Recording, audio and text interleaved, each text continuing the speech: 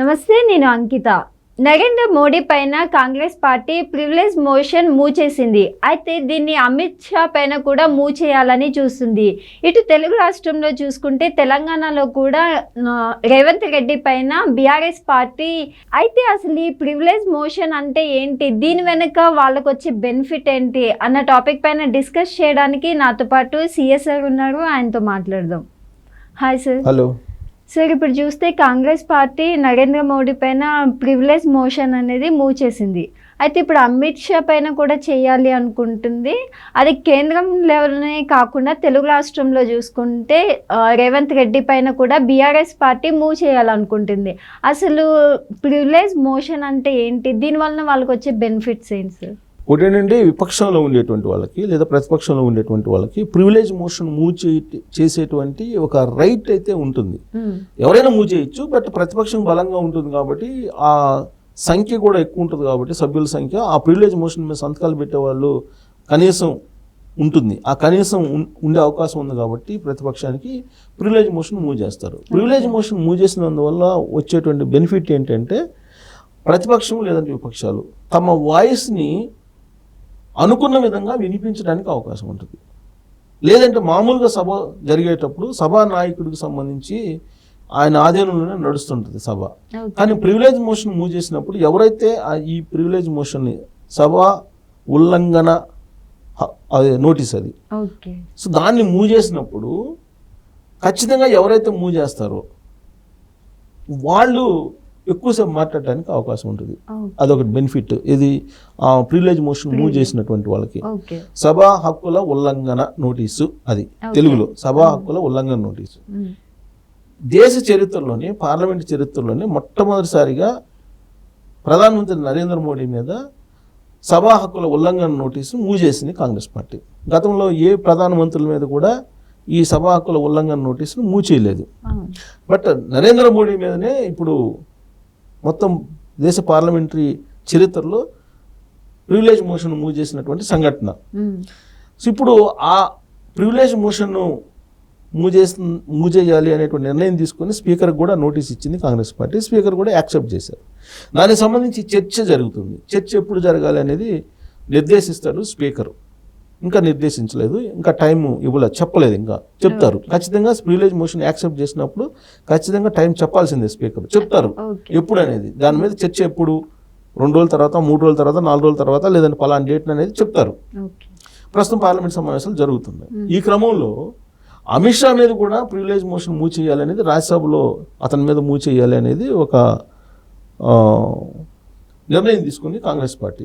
అది కూడా జయరాం రమేష్, కాంగ్రెస్ పార్టీలో కీలకమైనటువంటి లీడర్ జయరాం రమేష్ ఈ అంశాన్ని, ఈ ఆలోచనని బయటపెట్టాడు. రాజ్యసభలో అమిత్ షా మీద కూడా ప్రివిలేజ్ మోషన్ మూవ్ చేయాలి అని, ఇక్కడేమో నరేంద్ర మోడీ మీద ప్రివిలేజ్ మోషన్ మూవ్ చేయాలని. అయితే వీళ్ళిద్దరి మీద ఎందుకు మూవ్ చేయాలనుకుంటున్నారు కాంగ్రెస్ పార్టీ అంటే 2 కారణాలు. ఒకటి, రాజ్యసభలో అమిత్ షా మీద ప్రివిలేజ్ మోషన్ మూవ్ చేయాలి అని చెప్పి కాంగ్రెస్ పార్టీకి సంబంధించిన జయరాం రమేష్ ఎందుకు భావిస్తున్నారని అంటే, వాయనాడులో కొండ చర్యలు ఇరిగిపడిన కారణంగా అనేక మంది చనిపోయారు. అక్కడ చనిపోయినటువంటి సందర్భంగా దాన్ని రాజకీయం చేసేటువంటి ప్రయత్నం అమిత్ షా చేశాడు అనేది జయరాం రమేష్ భావిస్తూ ఉన్నారు.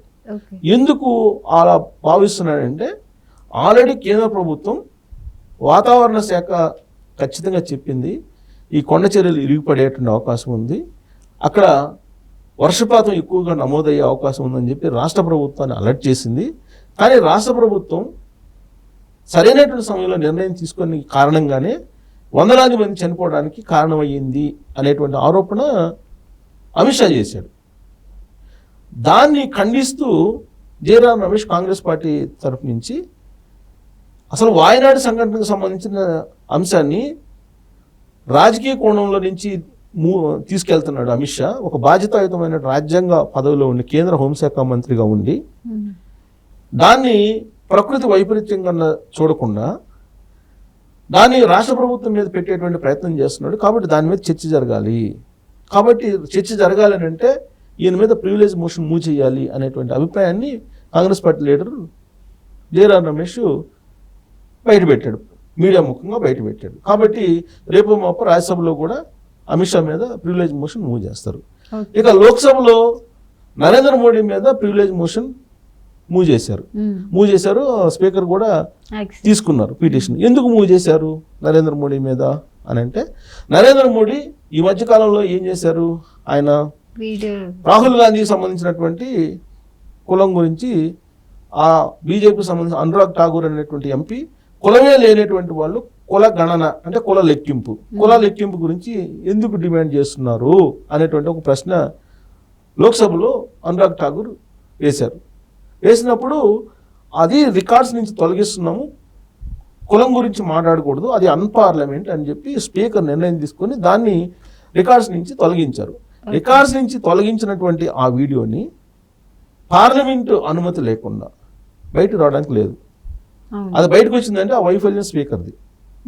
కానీ నరేంద్ర మోడీ ఏం చేశాడో, ఆ వీడియో ఏదైతే తీస్తున్నారో అనురాగ్ ఠాగూర్ మాట్లాడిన దాన్ని తన ఎక్స్ ఖాతాలో ట్వీట్ చేశాడు. ట్వీట్ చేసి రాహుల్ గాంధీ కులం గురించి డిస్క్రిప్షన్ రాశాడు నరేంద్ర మోడీ. దాన్ని బేస్ చేసుకొని నరేంద్ర మోడీ మీద ప్రివిలేజ్ మోషన్ మూవ్ చేశారు లోక్సభలో. సో దాని మీద చర్చ వస్తుంది. ఇక ఇలాంటి పరిస్థితి తెలంగాణ అసెంబ్లీలో కూడా వచ్చింది.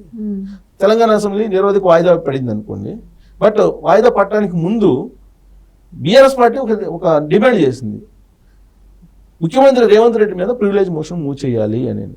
ఎందుకు మూవ్ చేయాలి, ముఖ్యమంత్రి హోదాలో రేవంత్ రెడ్డి ఉన్నాడు, రేవంత్ రెడ్డి మీద ప్రివిలేజ్ మోషన్ ఎందుకు మూవ్ చేయాలి అని అంటే, బీఆర్ఎస్ పార్టీ లీడర్లు చెప్పేది ఏంటంటే, సబితా ఇంద్రారెడ్డి కానీ లేదంటే సునీతారెడ్డిని కానీ కించపరిచారు, మహిళల్ని కించపరుస్తూ రేవంత్ రెడ్డి మాట్లాడారు అని అన్నారు.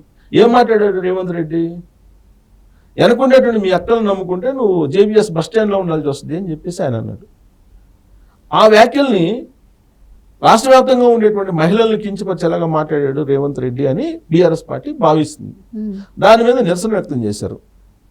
శుక్రవారం రోజు అసెంబ్లీ వేదికగానే నిరసన వ్యక్తం చేశారు బీఆర్ఎస్ పార్టీకి సంబంధించిన ఎమ్మెల్యేలు, కేటీఆర్ కానీ హరీష్ కానీ వీళ్ళందరూ.